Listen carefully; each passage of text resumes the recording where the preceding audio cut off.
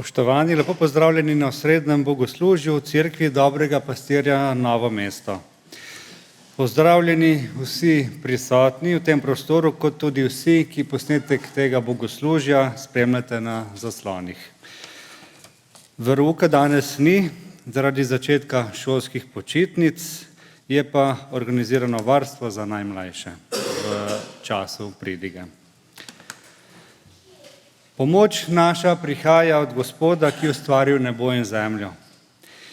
Biblično vodilo na današnjo drugo postno nedeljo je iz pisma Rimljanom in pravi: Bog pa izkazuje svojo ljubezen do nas s tem, da je Kristus umrl za nas, ko smo bili še grešniki. Božja ljubezen torej ne deluje na človeške zasluge.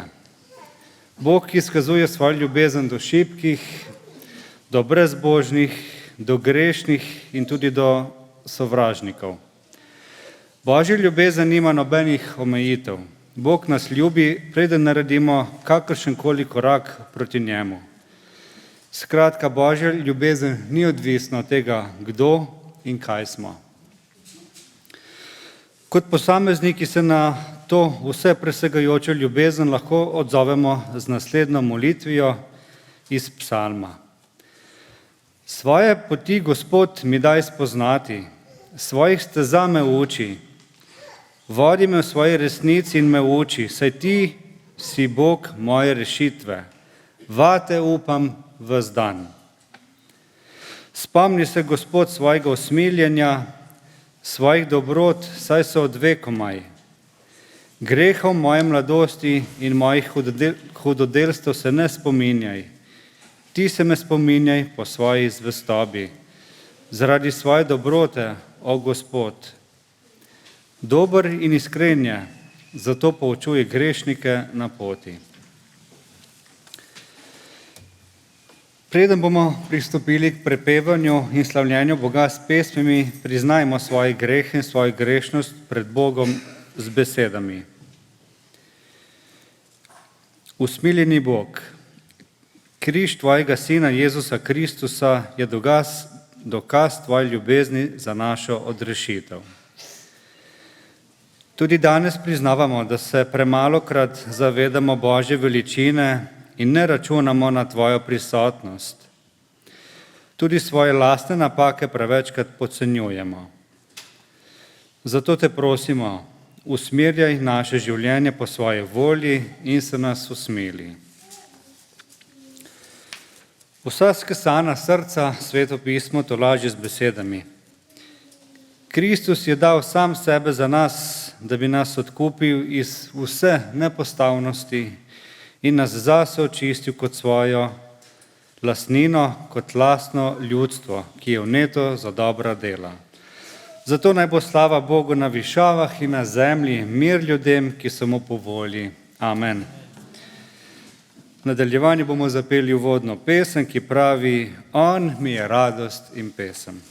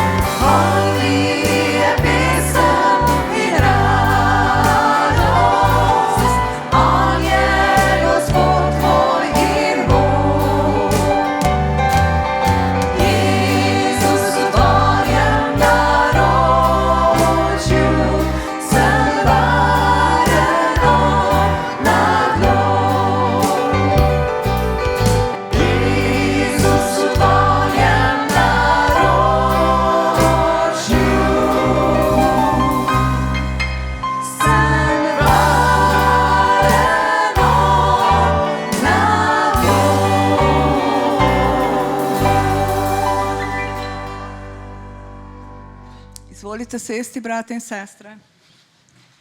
V teh dneh sem prebrala eno zanimivost in bi rada podelila z vami, namreč, da se bo zgodil spektakel v dvorani Stožice letos, ker bo imel naš zlati košarkar Goran Dragić poslovilno tekmo.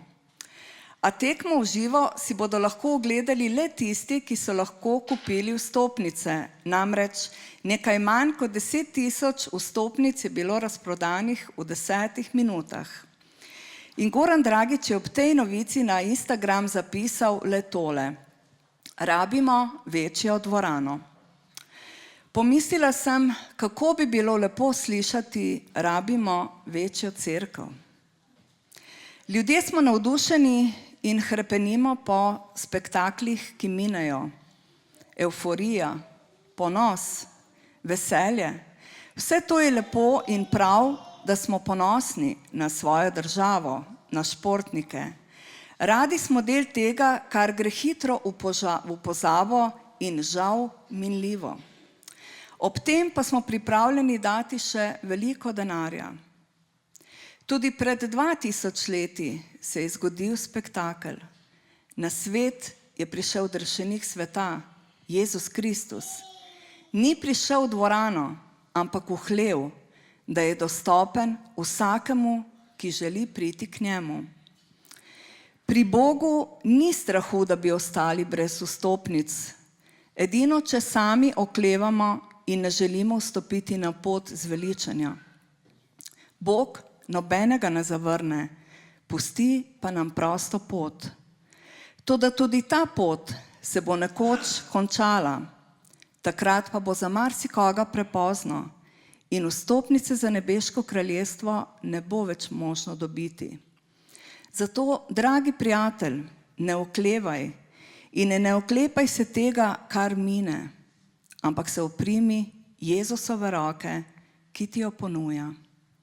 Kajti brez Jezusa nimamo veselja, brez njega nimamo moči in brez njega bi bili pogubljeni. In o tem govori tudi naslednja pesem.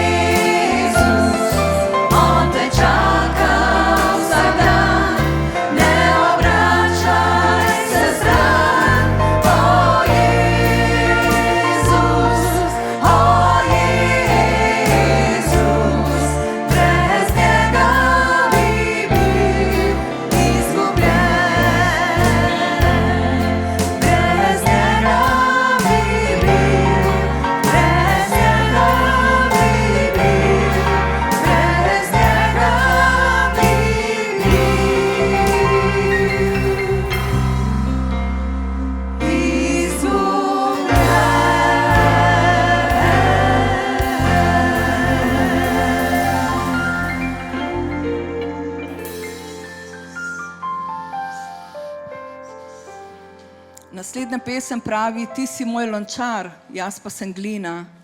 In pustimo Svetemu Duhu, da nas tega jutra oblikuje, da odstrani vso nečistočo, vse tisto, kar ovira, da bi bili gladka, sijoča in uporabna posoda.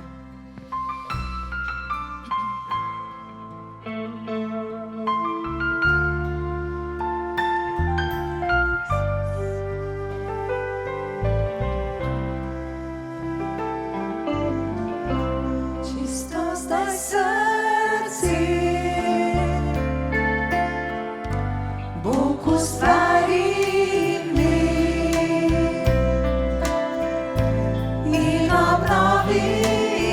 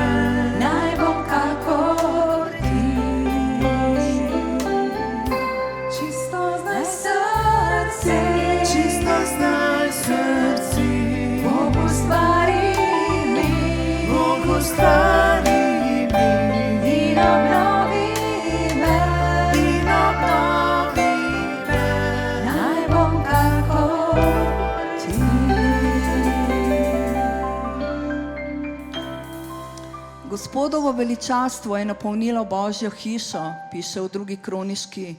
In dragi bratje in sestre, tudi to hišo je napolnila Božja prisotnost. In zato lahko zapojemo, kakšna slava, tempelj tvoj smo, v nas prebivaš, milost je to. In po tej pesmi pridimo v molitvah slavljenja, dajmo Bogu slavo in čast, ki mu pripada.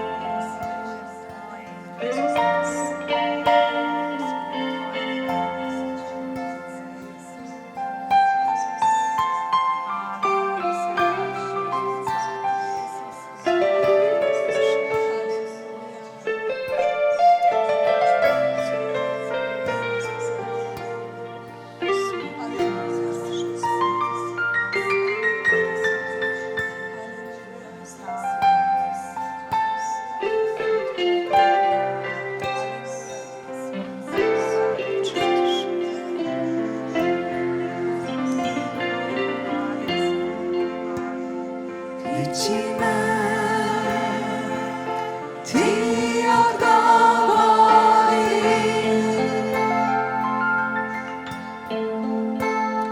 Videl boš, kaj lahko stori. Ti pokažem nedoumljive reči, ki jih še ne poznaš. Bog, sem čudežen.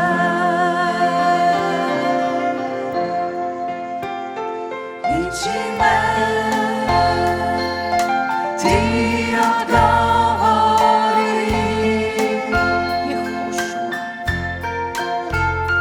Videl boš, kaj lahko stori.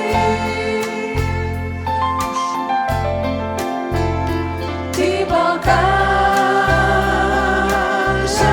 nedoumljive reči,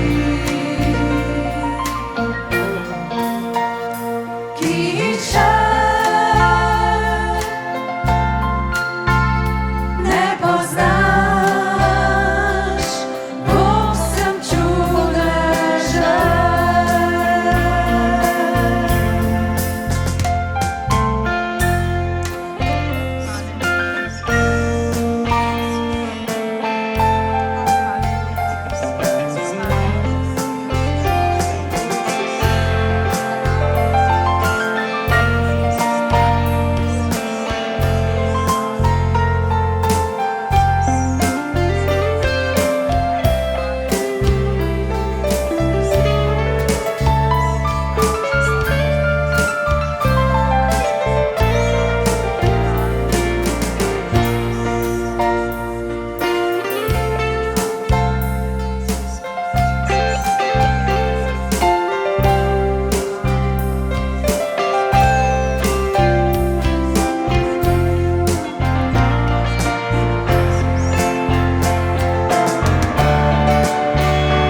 Liči me,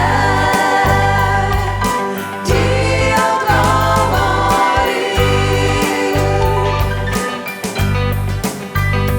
Videl boš, kaj lahko stori. Ti pokažem nedoumljive reči, ki jih še ne poznaš. Bog, sem čudežen.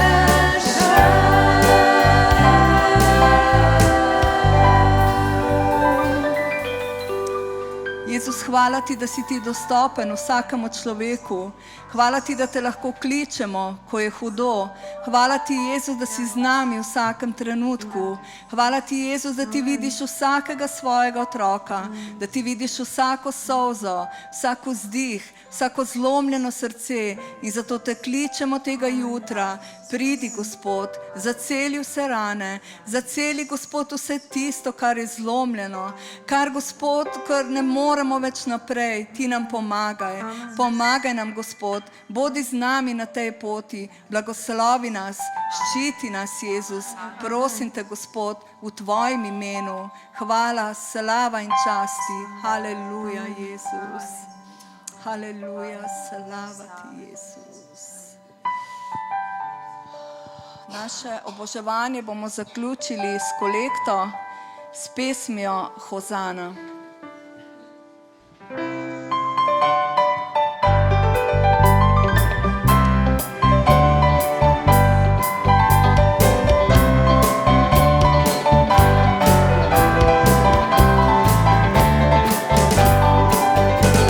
Hosanna, Hosanna,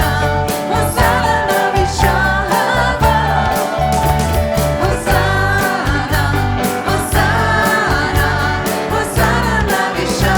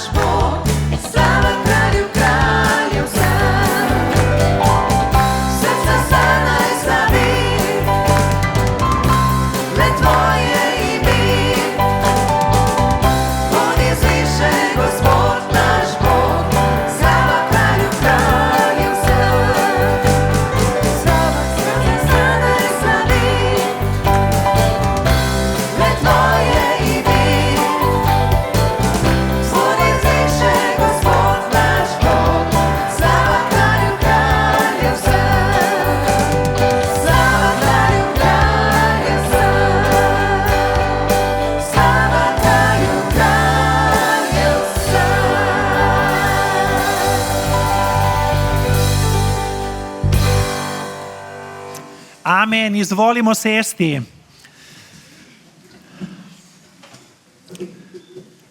Ljubitelji svetega pisma, zbrani smo v imenu Boga Očeta in Sina in Svetega Duha.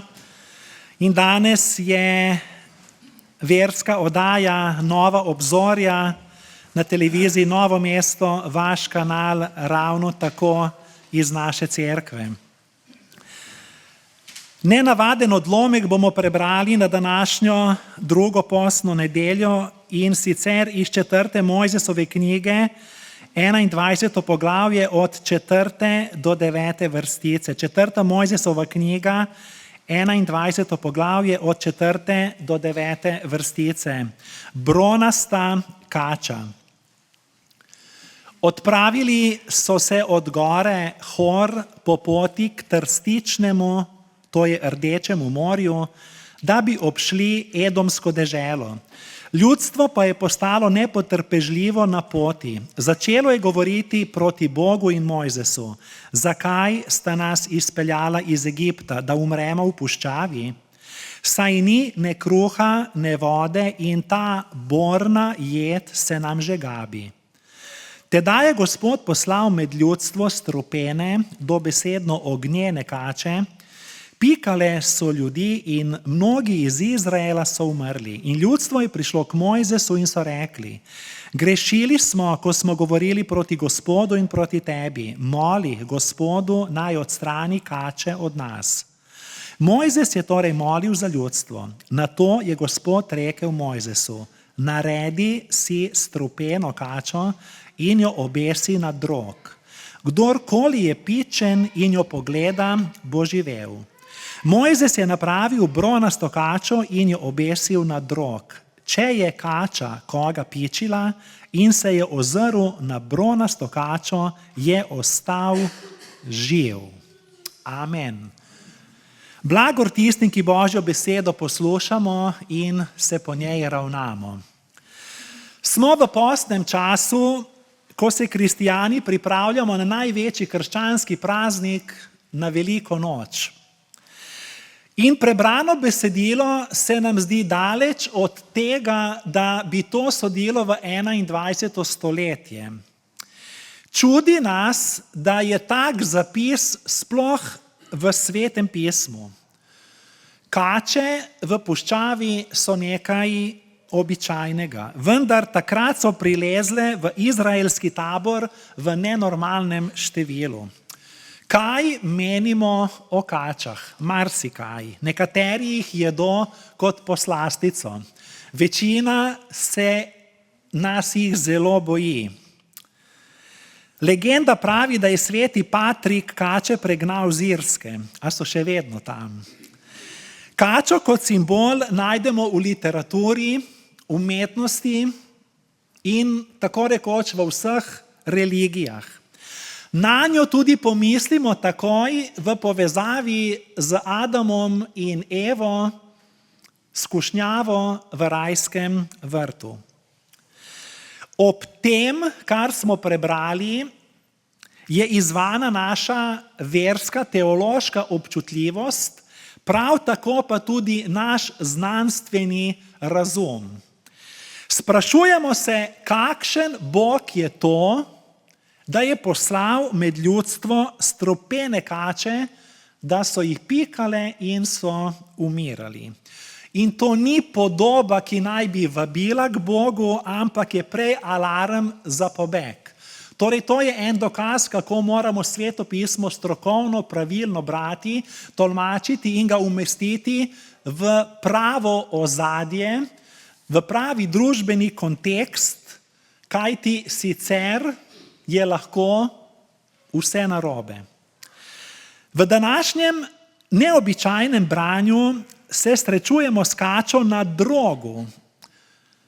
Izraelci, osvobojeni dolgega in težkega suženjstva, so na poti v obljubljeno deželo zaradi kač v puščavi umirali. Hvaležnost so zamenjali s pritoževanjem. In tako moramo aktualizirati Sveto pismo, kajti pisano je tudi za nas. Hvaležnost so zamenjali z godrnjanjem, obsojanjem in nezaupanjem v Boga in tudi v Mojzesa, rekoč, v Egiptu je bilo bolje. Zakaj si nas pripeljal v to puščavo, da umremo? Pozabili so na grenkobo suženjstva. Kolikokrat se to zgodi v mojem življenju? Prehitro pozabim dobro in sem nezadovoljen. Poglejmo njihove pritožbe. Ni vode, a vemo, da je bila, celo iskale. Ni kruha, a vemo, da je bil, celo nebeška mana je padala z neba. In potem so rekli, da gre samo za bedno mano. Hebrejski zvirnik, ko sem pripravljal to besedo in sem pogledal vanj, pravi, da so nebeški kruh smatrali za prezirljivo, nič vredno in gnusno hrano. Uporabili so same slabšalne besede. S tem so zaničevali Boga in ga na nek način očrnili. Pravzaprav očrnili Božjo milost, to naklonjenost Boga do nas.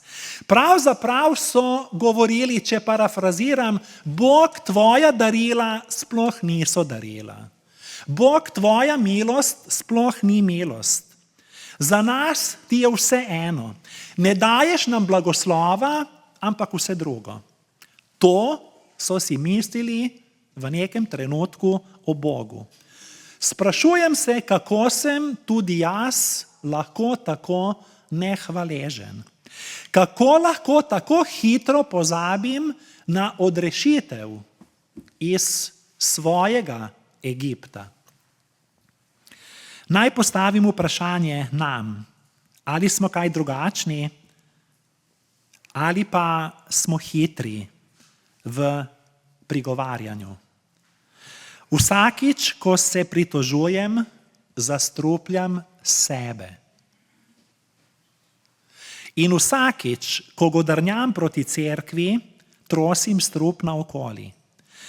Pritoževali so se, da nimajo hrane, na to pa so, ko so jo dobili, prigovarjali, da se jim ta ista hrana gabi.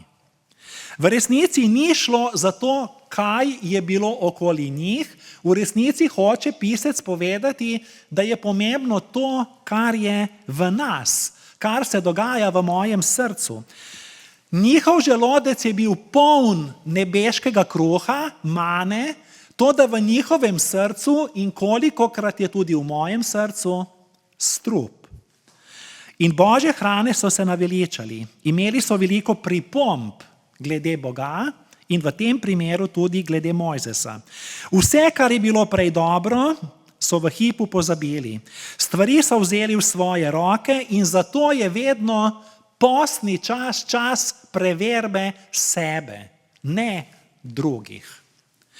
Poudarjam, da pripovedovalec ni izrecno povedal, da so bile strupene kače Božja kazen. Oni sami so to sklepali in prišli do tega, kajti Mojzesu so rekli, tako je zapisano, grešili smo, ko smo govorili proti Gospodu in proti tebi. Moli Gospodu, naj odstrani kače od nas. In zgodba se razpleta. Kajti ljudje smo nenavadni in želim izhajati iz sebe. Svoj greh sam poimenujem, potem pa to preložim na druge in rečem običajno moli zame, namesto da bi najprej jaz molil zase. In oni so tudi prišli k Mojzesu in rekli, Mojze, zdaj pa ti moli za nas.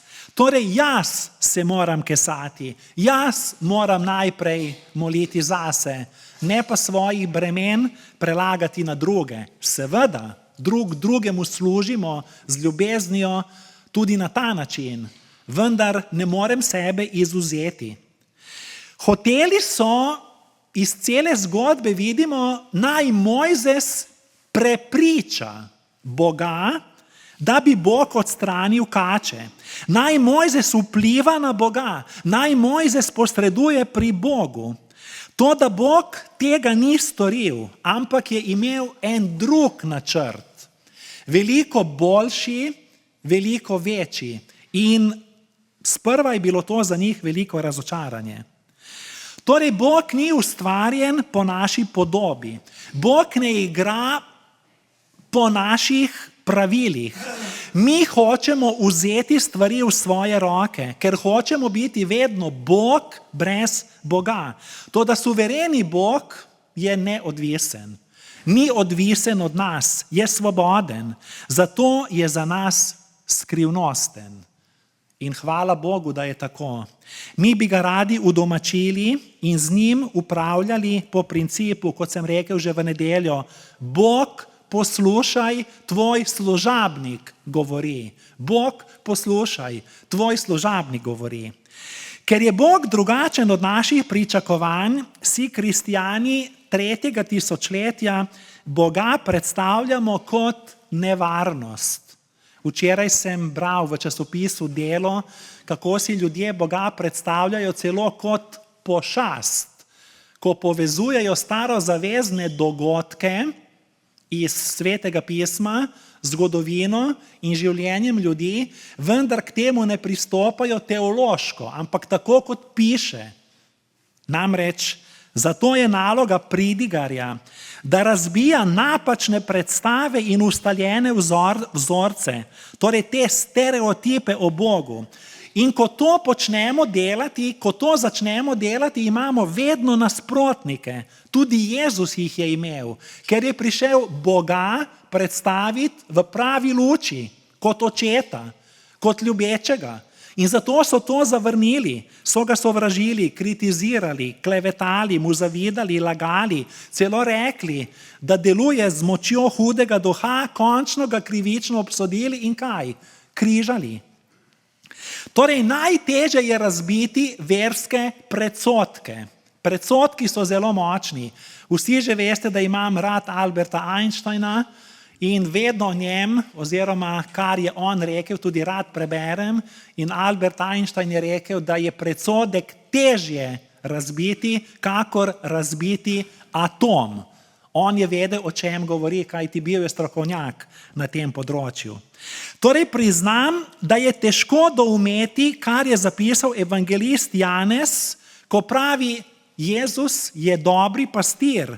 Potem pa v 3. poglavju Janezovega evangelija, ko se Jezus pogovarja z Nikodemom po noči, pa pravi, in to dam v navednice, do tega še pridemo, da je Jezus tudi, dajem v navednice, naglašam, dobra kača. Kaj? Seveda, Nikodem ni tega razumel, ko je Jezus rekel, da bo tako tudi sin človekov povzdignjen, kot je bila kača, ta bronasta sredi puščave. Torej, to me preseneča, kajti to spodbija moje verske iluzije, mojo versko domišljijo. Ne bom rekel domišljavost, domišljijo. Kajti včasih imam res neko versko domišljijo in si ustvarim neko sliko o Bogu ali pa o nečem v Svetem pismu, po neki naučenosti, utečenosti in potem ne morem sestaviti zgodbe skupaj. V omenjeni zgodbi so ljudje prosili za osvoboditev od kač, a Bog jih ni uslišal, ampak z namenom. Zato, ker Bog ni naša marioneta. Všeč mi je, ker Bog vedno ponuja odrešitev, vedno. Tudi zdaj smo mazilili bolnike z vero. Vedno. Vendar pod svojimi pogoji. Ne pod našimi. Tudi zdaj smo storili to, kar njegova beseda pravi. In tako je prav. Torej, priznanje, da vsega ne razumemo, ni poraz. To je priznanje, da nismo Bog in da je treba določene stvari prepustiti njemu. Kajti nam itak ne bi padlo na pamet, da bi darovali lastnega sina za tujo odrešitev. Pa še nekaj, lažje je darovati svoje življenje, kot življenje svojega ljubljenca. Edina stvar, ki nam preostane, je, da sprejmemo milostno odrešenje, ki nam ga ponuja Gospod Bog. Tudi če Odrešitev prihaja na način, ki ga ne pričakujemo in je za nas novost. Ali pa celo, kot pravi apostol Pavel, norost. Zgodba o križu, recimo, ko piše v pismu Korinčanom. Nekaterih ljudi je novosti strah, tudi v cerkvi, v družbi, v službi, kjerkoli. Takoj naletimo na nasprotovanje. Te dni sem slučajno bral o cerkvi, v kateri so zamenjali poškodovano staro prižnico.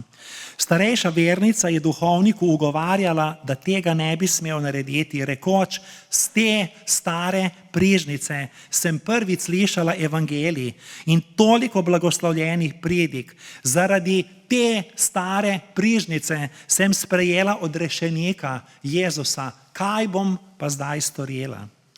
Zaradi zamenjane prižnice je nastal v cerkvi celo razdor in duhovnik je potem rekel, prižnica je le leseni predmet, ni neka sveta stvar. Pomembna je vera v Jezusa Kristusa. Bog Mojzesu ni zagotovil, kar so zahtevali popotniki v puščavi. Ni odstranil kač, tako kot so si oni zamislili, ampak na svoj način. In to je tudi moja izkušnja. Vendar sem neučakan.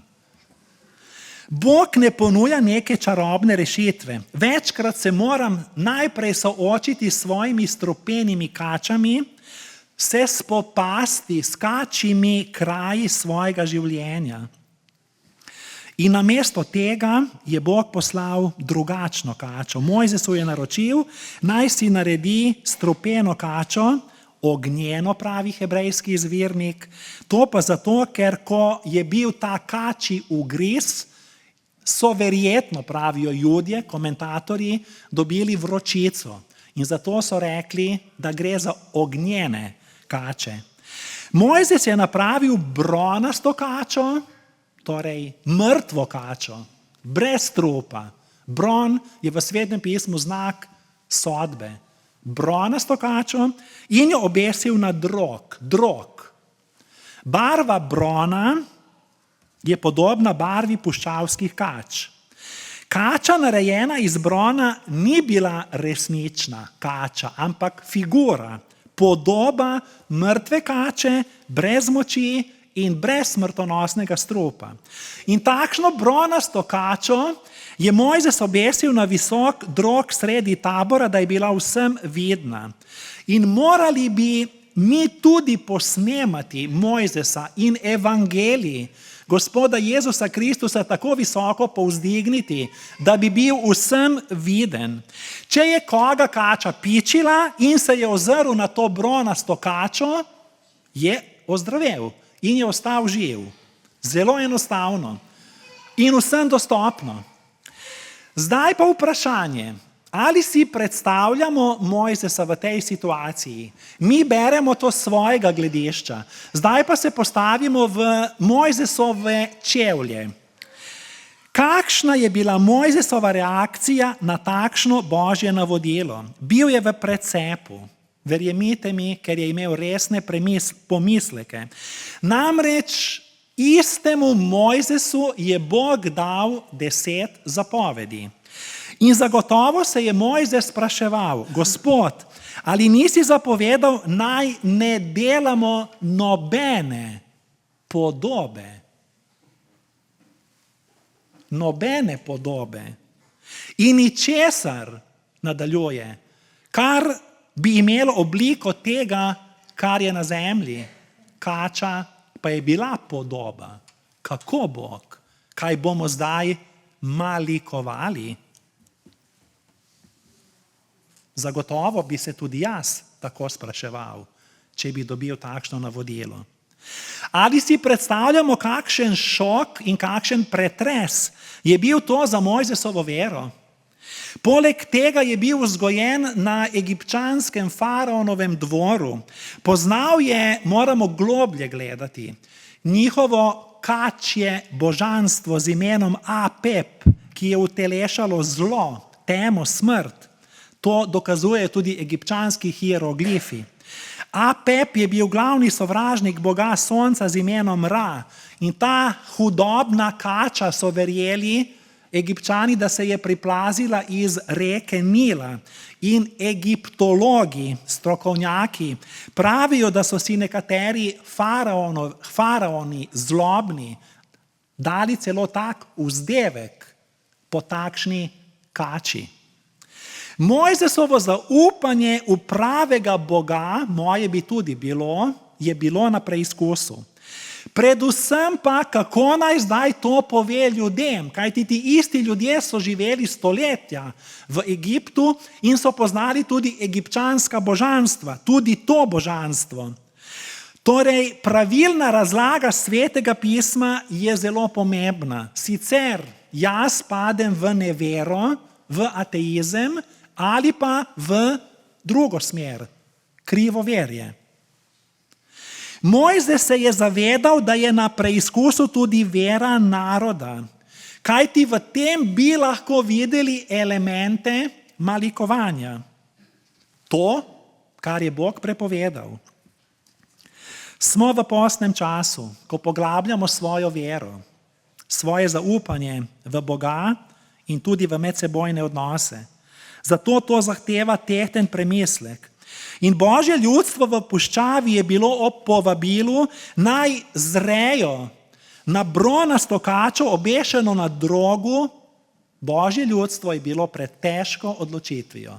Večkrat smo tudi mi pred spremembami, pred novostmi, ko moramo določene mere in poteze v življenju narediti. Bilo je tako, kot bi nam rekli v cerkvi, naj častimo nekaj, kar je prepovedano, pogansko, grešno, ostudno, bogokletno. Bronasta kača na drogu je bila preroška ponazoritev tega, kar se je zgodilo v novi zavezi. Sam Jezus, zanimivo, je ta dogodek uporabil zase. In tega nismo vajeni, kajti običajno govorimo o Jezusu drugače.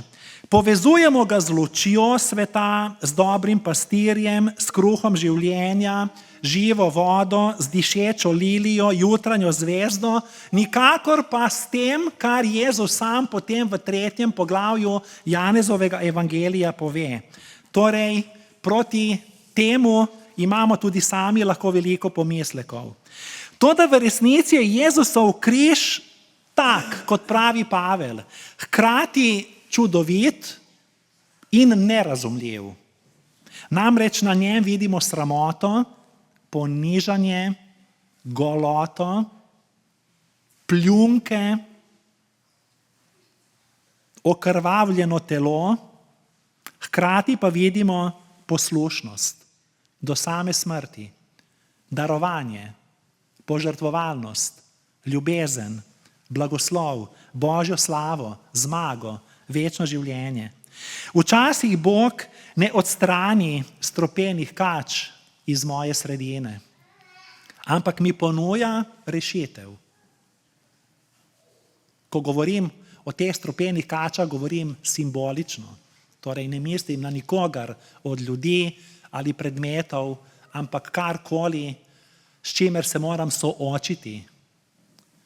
Torej, Bog tega ne odstrani na tak način, kot mislim jaz, ampak mi ponuja nenavadno, paradoksalno, protislovno, nesmiselno rešitev, tako kot je bila ta bronasta kača, ki je imela celo na nek način elemente, bi lahko razumeli, malikovanja.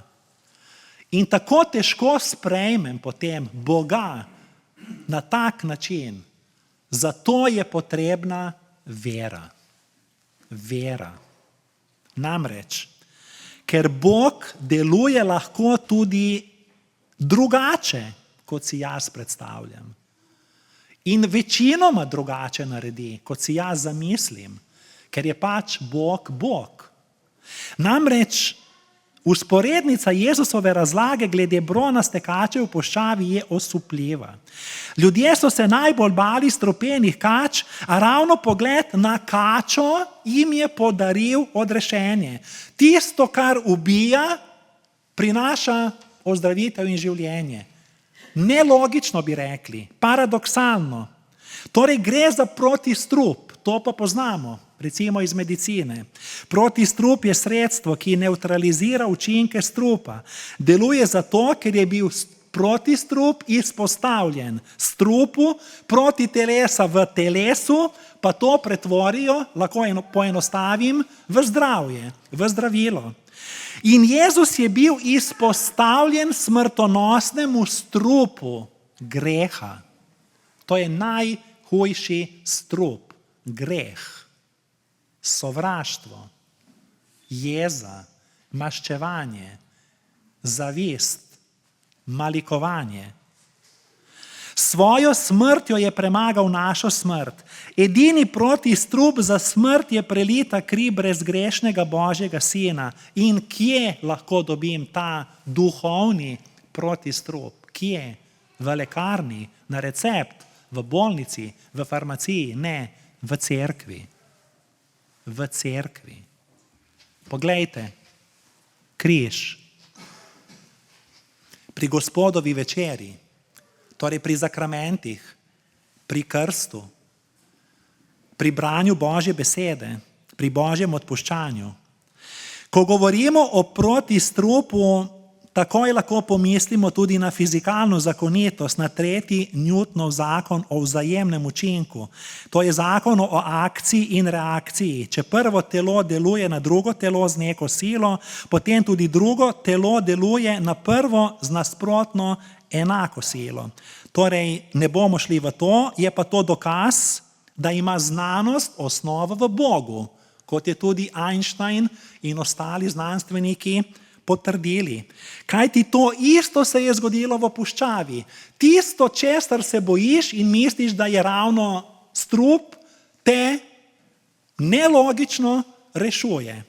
Namreč Jezus je to povedal tudi na en drug način. Z enim stavkom, ko je rekel, kdor namreč hoče rešiti svoje življenje ali svojo dušo, ga bo izgubil, kdor pa izgubi svoje življenje oziroma dušo zaradi mene, ga bo našel. Torej vidimo, kako je Sveto pismo res edinstvena knjiga in ji ne moremo oporekati.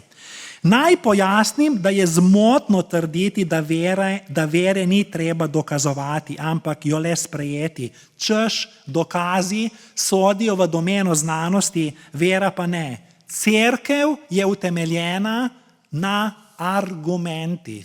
Naša vera ni prazna, je razumsko utemeljena. Naša vera je več kot samo navada, zanos, občutek, domišljija, odločitev, odnos, več kot to. Naša vera ima temelj.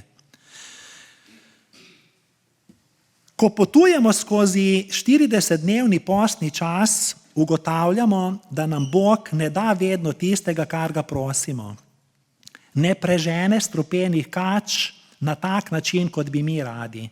Namesto tega pa nam zagotovi svoje zdravilo. Protistrup. Bog sam je poskrbel za zakrament, za bronasto kačo na drogu. In to je ta slovesna zaveza Božjega odrešenja. To sveto znamenje sredi puščave. Jasno je, da čudežne moči ni imela bronasta kača, ampak poslušnost ljudi, da so pogledali na to bronasto kačo. Njihova poslušnost, njihova vera, njihovo zaupanje v to Božjo obljubo. Torej ta kača na drogu ni bila nek amulet ali predmet, ki bi mu pripisovali čarovno moč. Kdor je pogledal na bronasto kačo, obešeno na drogu, ni umrl, ampak je živel. Delovalo je. Preprosto delovalo je. In če ima kdo pomisleke, ali deluje krščanska vera, ali pa je to neka fantazija, preprosto pristopi in videl boš, da deluje. moramo narediti prvi korak. Torej deluje na nenavaden način. Neverjetno je to. Kajti božji način se zdi nesmiselen, nerazumen, videti je celo kot norost, a je edini način za preživetje. To je bil edini način za preživetje, tako kot je Jezus Kristus edini odrešenik sveta. In o tem je glede Kristusovega križa pisal tudi apostol Pavel, da se zdi nesmiselno, nerazumno, pravi, ker pač svet prek modrosti ni spoznal Boga, v njegovi modrosti je Bog po norosti oznanila sklenil rešiti tiste, ki verujejo. Skrivnost bronaste kače je Jezus duhovno razložil v nočnem pogovoru z Nikodemom, evangelist Janez pa je ta božji recept zapisal v evangeliju po Janezu v 3. poglavju, rekoč: in kakor je Mojzes povzdignil kačo v puščavi, to so Jezusove besede, tako mora biti povzdignjen sin človekov, da bi vsak, ki veruje, imel v njem večno življenje. In tu se bližamo k koncu današnje pridige. Zakaj je Jezus svoje križanje in sebe primerjal s povzdignjeno figuro bronaste kače v puščavi? Šlo je za Jezusovo lastno razlago. Veste, koliko dogodkov je v Stari zavezi? Ogromno. In Jezus je vzel za lastno razlago ravno to, figuro bronaste kače v puščavi. Za primerjavo bi lahko vzel velikonočno jagnje ali karkoli drugega. Judje verjamejo, da je Mojzes bronasto kačo, ki je bila na drogu, postavil na streho, na vrh šotora sestanka. Ko so potovali iz Egipta v obljubljeno deželo, je Bog naročil, naj naredijo mobilni, prenosni šotor sestanka, cerkev, svetišče. Potem so šele zgradili tempelj, ko so prišli v obljubljeno deželo. In na vrhu tega, pravijo Judje, na strehi tega šotora sestanka, ki je bil osrednji del tabora, naj bi Mojzes postavil ta drog s to bronasto kačo. Torej na najbolj vidno mesto, da so vsi od vse posod to videli v tistem trenutku, ko so potrebovali. In ko sem to prebral iz judovske zgodovine in razlage, me je to spomnilo na zvonik cerkve, tudi mi ga imamo zadaj. Ni tako izpostavljen, ampak tudi ti elementi, ki jih vidimo iz judovstva, potem v krščanstvo. In v bistvu je križ, kjerkoli je izpostavljeno tako visoko mesto, to, o čemer je Jezus razlagal Nikodemu. Gre za sorodnost, analogijo, saj je bil prvi dogodek tam v puščavi predpodoba tega, kar se je zgodilo na Kalvariji. Senca Jezusovega povzdignjenja na križ. S križanjem je Jezus umirajočim ljudem, nam, zastrupljenim s trupom greha, podaril večno življenje. Skušajmo doumeti, kaj se je zgodilo v puščavi ob pogledu na bronasto kačo in skušajmo doumeti, kaj se zgodi, ko pogledamo na Kristusov križ. Odrešenje, ozdravljenje, osvobojenje. Kako ta skrivnost lahko deluje? Z milostjo ste namreč odrešeni, po veri, to ni iz vas, ampak je Božji dar. Jezus je bil povzdignjen na križ na Golgoti. Bog ni zagotovil nobenega drugega sredstva proti temu umiranju in strupu. In tudi Bog je zagotovil edinega odrešenika sveta, da kdorkoli veruje v Jezusa Kristusa, ima večno življenje. Včasih se strupenim kačam, dajem v navednice, ne moremo izogniti, nas presenetijo. Včasih smo za to krivi sami, največkrat pa na to nimamo vpliva. In potem moramo zaupati Bogu, tako kot je Jezus to storil v Gecemanskem vrtu. Oče, ne moja, ampak tvoja volja naj se zgodi. Kristus je bil povzdignjen na križ. Tam je bil izničen strup greha, zato smo lahko mirni. Vendar Božja beseda mi pravi, vera brez del je mrtva. Ljubezen brez dejanj je mrtva. Milost brez svetosti je mrtva. In učeništvo brez poslušnosti je mrtvo. Božje srce bije za nas. Boga ni nihče prisilil, da nas mora ljubiti. To smo slišali že uvodoma. Nihče ga ni prisilil, da nas mora ljubiti. Stalno nam izkazuje usmiljenje. Namreč milost pomeni to, da ne morem storiti ničesar, da bi me Bog bolj ljubil, in ne morem storiti ničesar, da bi me Bog manj ljubil. Kajti on preprosto ljubi, z agape ljubeznijo. In če v to res verjamem, se lahko znebim večnega bremena, tesnobe. Bog nikogar ne sili k odrešenju, kajti Bog ne ljubi nasilja, to mu je tuje, to je povabilo. In danes smo pozvani, da usmerimo svoj pogled na križ. Tako kot so Izraelci v puščavi morali svoj pogled usmeriti na drog z bronasto kačo. Božja ljubezen se ponuja. Lahko jo sprejmem, lahko jo zavrnem. Lahko pogledam na križ ali pa ne. Lahko so pogledali na to bronasto kačo ali pa ne. Odločitev je bila njihova. Toda Božja ljubezen je prisotna povsod, tudi v peklu. Kajti za tiste, ki Boga ljubijo, je ljubezen veselje in življenje. Za tiste, ki Boga sovražijo, pa je ista ljubezen, muka in poguba. Stara cerkev je rekla, in s tem zaključujem, stara cerkev, torej še po apostolska cerkev, je rekla, kako prijetno je iti v nebesa skozi vrata pekla, kajti zaslužili smo si pogubo. Toda odrešenikova ljubeča roka nas je na križu prestavila v slavo neba. Iz pekla v slavo neba. Vabim k molitvi. Amen. Odrešenik, nauči me moliti, kajti vsaka molitev spremeni vesolje in spremeni tudi mene. Tvoj sveti duh naj moli v meni. Naj ne molim zato, da bi imel kako korist, ampak ker si želim preprosto tebe samega.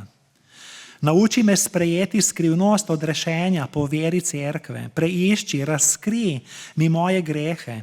Nimam druge želje, kot izpolnjevati tvojo voljo ljubezni. Razsvetli oči mojega razuma, da bom razumel tvoj nauk pravilno. Dvigni moje srce iz panca duhovne brezbrižnosti. Odrešenik, svoj pogled usmerjam na te, ker si bil povzdignjen na križ, da bi vsak, ki veruje, imel v tebi večno življenje. Amen. Pesem pravi, svoj pogled vanj usmeri. Tako kot so Izraelci pogledali in usmerili svoj pogled na bronasto kačo, mi usmerimo svoj pogled na križ in bomo odrešeni.